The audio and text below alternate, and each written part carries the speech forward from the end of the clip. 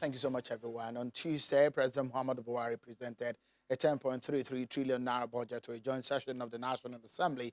The president describes the appropriation bill as a budget of fiscal consolidation to strengthen the country's macroeconomic environment. President Buhari promises to send a finance bill to the National Assembly, which proposes an increase in VAT from 5% to 7.5%.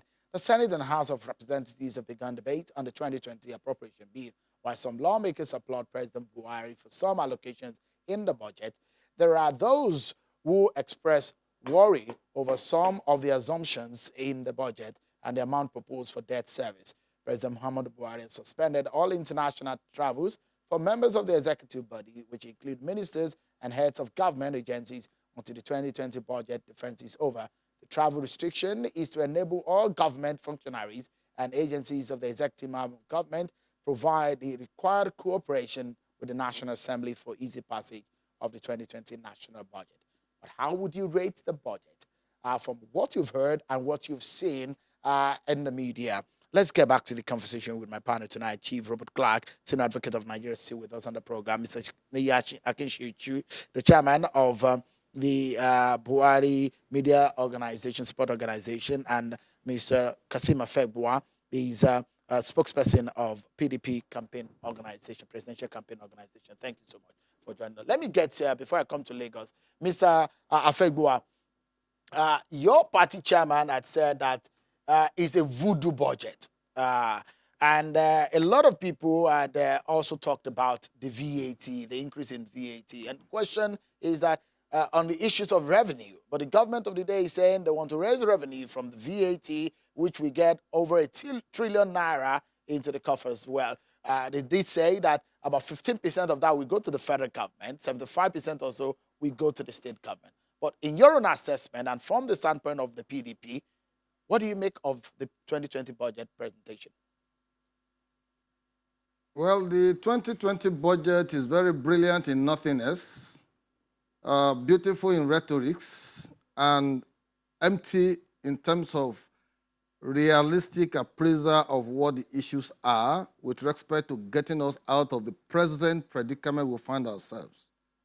I was expecting that the president would tarry a while to consult with his economic advisor so that they can make some very wonderful inputs into the budget.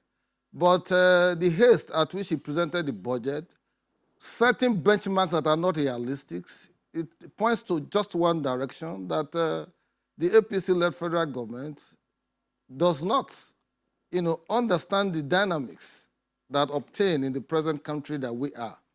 I'll give you a typical example. Oil production, hovers around 1.7, 1.8, 1.9 million barrels per day. And with OPEC quota, we are placed at 1.77 million barrels per day. And you are setting a budget of 2.1 million barrels as your benchmark. You are also setting $57 as your benchmark for per barrel of oil. Because of the little fluctuations and skirmishes in Iran, which has led to some increase in oil price, you are just concluding that it's going to remain like that. No, these are scenarios that are not permanent. So for you to take your oil benchmark to 2.1 million instead of 1.77, which the OPEC is giving us, it's like you are already telling us that your budget is the budget of doom. So for me, even the VAT, 5% to 7.5%, there's no law yet on that. And your mere pronouncement cannot just decree that into existence. There has to be a VAT law. So mere pronouncement of the president does not amount to law.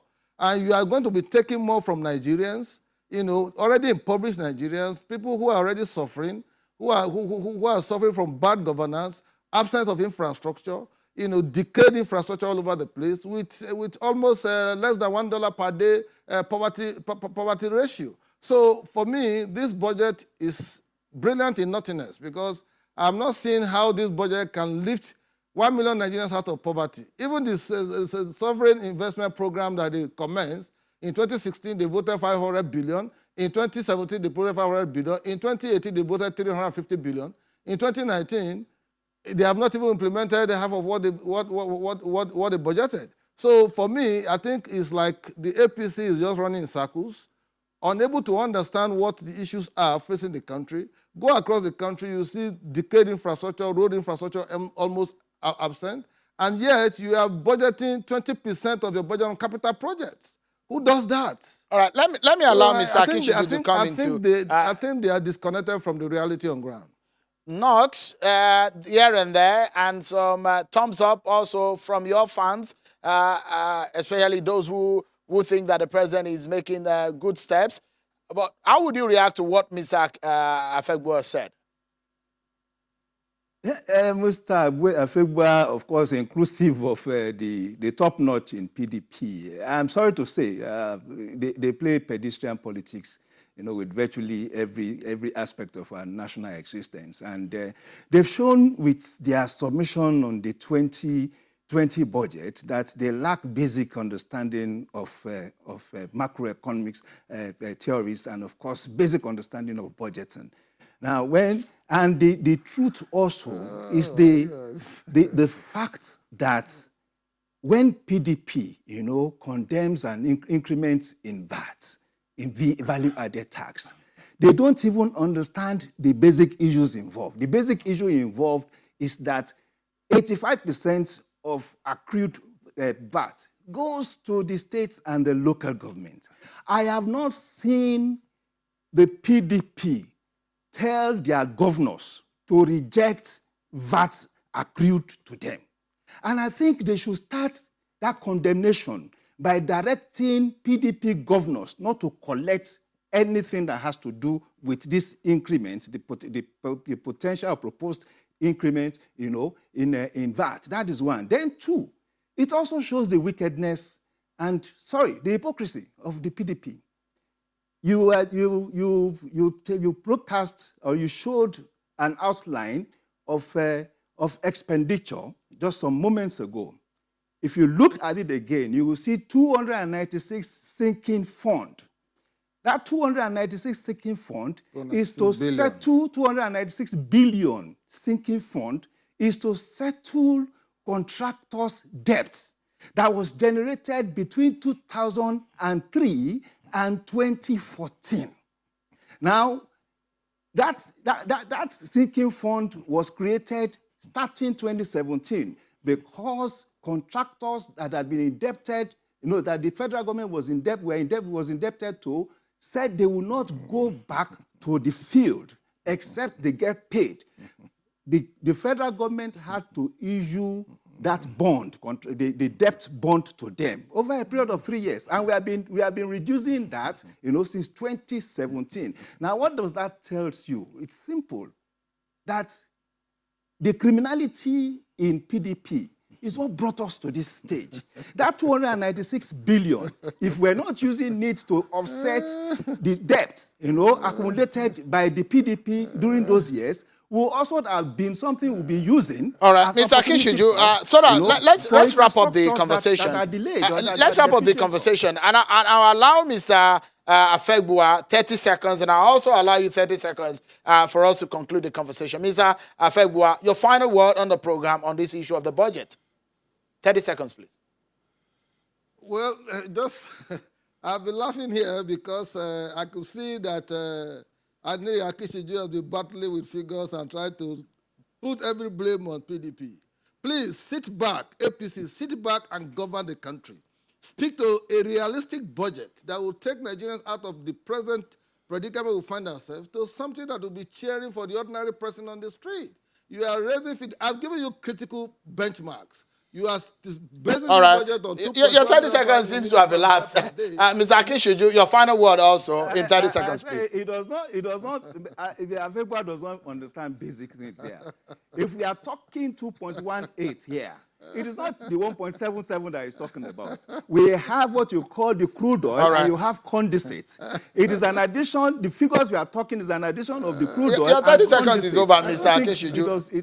I'll give the last 30 seconds to Chief Robert Clarke here, and I would like you to talk on the regularization of the budget cycle and the relationship between the executive and the legislature, as you saw on Tuesday within President Buhari when he was doing the presentation? In 30 seconds, if you can address that. With the greatest respect to President Buhari, I'm not happy about the budget he has brought. I would have thought the situation we are finding ourselves, we should have gone for a budget where we will cut our coat according to our size. A budget of austerity is what Nigeria needs for 2020. Where do we get the money? Rather than going to borrow, which the Yorubas say, Odongo Doru, let us ask our public officers to cut their allowances, their salaries by 50%. All right. We must go now because we are out of time. My director and producer, they're telling me that we need to pay some bills. We will leave it at that. Thank you so much, Chief Robert Clarke. Always a pleasure having you on the program. Always my pleasure. I always try to steal some of your 50 years of legal experience. Thank you so much for coming on. Mr. Afegbua, two friends over there, and Mr. Akinsiju, when they were practicing as journalists, they were very good friends. Thank you so much, gentlemen, for coming on. Well, that's our show for tonight, everyone. Many thanks for watching. I'm Shimon Kimale. Bye-bye.